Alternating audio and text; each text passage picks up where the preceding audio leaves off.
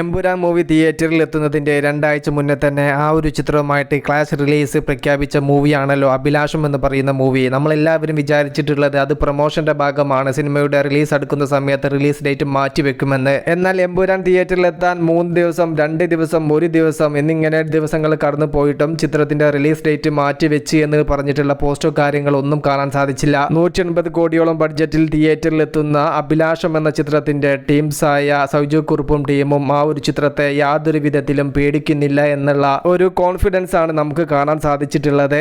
ഇന്നലെ എമ്പുരാൻ എന്ന് പറയുന്ന സിനിമ തിയേറ്ററിൽ എത്തി ആവറേജ് മികച്ച അഭിപ്രായം തന്നെയാണ് പ്രേക്ഷകരിൽ നിന്നും സിനിമ നേടിയെടുത്തിരിക്കുന്നത്. നാളെയാണ് അഭിലാഷം എന്ന് പറയുന്ന സിനിമ തിയേറ്ററിൽ എത്തുന്നത്, അഥവാ മാർച്ച് 29 ശനിയാഴ്ച. ഷംസു സൈബയാണ് സിനിമ സംവിധാനം ചെയ്യുന്നത്. സൈജു കുറുപ്പ്, തൻവീർ റാം, നവാസ് വള്ളിക്കുന്ന്, അർജുൻ അശോകൻ, ബിനു പപ്പു, ഷൈൻ ടോം ചാക്ക, ഉമ കെ എന്നിങ്ങനെയാണ് സിനിമയിലെ താരങ്ങൾ. ഈ ഒരു ചിത്രം അഭിലാഷം എന്ന് പറയുന്ന മൂവി ശ്രദ്ധിക്കപ്പെടാനുള്ള പ്രധാന കാരണം എന്ന് പറയുന്നത് സിനിമയിലെ ഒരു പാട്ട് ഇൻസ്റ്റാഗ്രാം റീൽസിൽ നല്ല രീതിയിൽ ട്രെൻഡിങ്ങിൽ പോയ പാട്ടായിരുന്നു. സൈജി കുറുപ്പിന്റെയും തൻവീർ റാമിന്റെയും കുട്ടിക്കാലം ചെയ്യുന്ന പയ്യന്മാരുടെ വിഷ്വൽസ് കാര്യങ്ങളെല്ലാമാണ് സോഷ്യൽ മീഡിയയിൽ പടർന്ന് പിടിച്ചത് എന്നാണ് സോങ് കാണുന്ന സമയത്ത് നമുക്ക് ഫീൽ ചെയ്തിട്ടുള്ളത്. ആ ഒരു പാട്ട് തരക്കേടില്ലാത്ത ഹൈപ്പിലേക്ക് സിനിമയെ എത്തിച്ചു.